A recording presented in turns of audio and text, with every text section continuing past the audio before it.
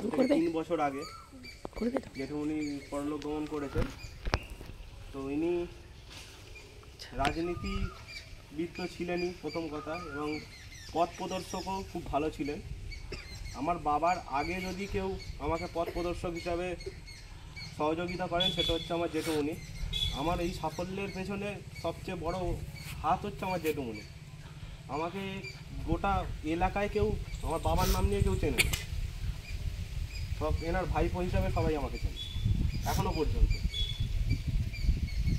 তো ইনি আমার বাবার উপরে সর্বপ্রথম।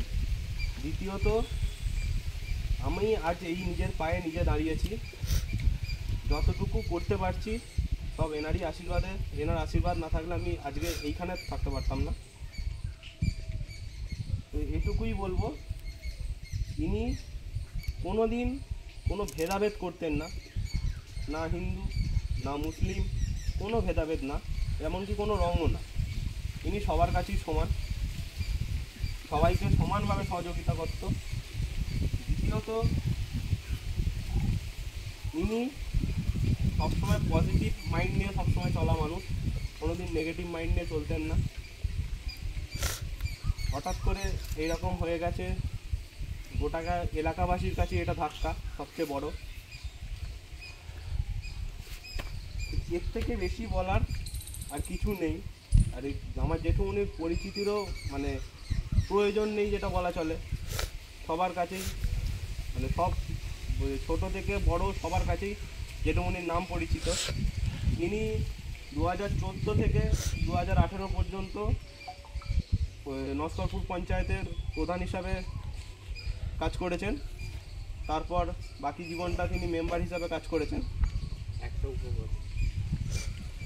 তো এই গ্রামের উন্নতি, ছেলেদের পড়াশোনা, ছেলেমেয়েদের পড়াশোনা ইত্যাদি ক্ষেত্রে সবসময় এগিয়েছিলেন।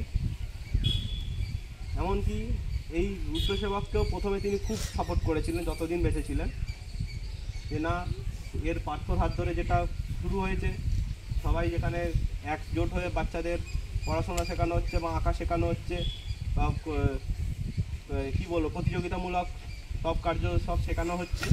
তো এইটাতে জেঠুমনি খুব আগ্রহী ছিল এবং একে সবসময় সেটাতে সাপোর্ট করতো। আর তার কথা ভেবেই পরবর্তীকালে জেঠু মারা যাওয়ার পর শুনে আমি জয়েন করেছি রুদ্রসেবকে।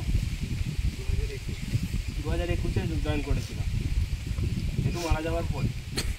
তো এর থেকে বেশি আশা করছি আর কিছু বলার নেই। তো পার্থ,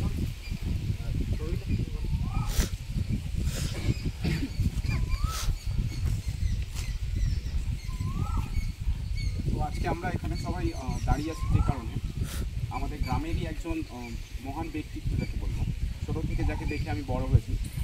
উনি শুধু একজন রাজনীতিবিদ ছিলেন না, উনি সমাজের মানুষের ভালো করতেন।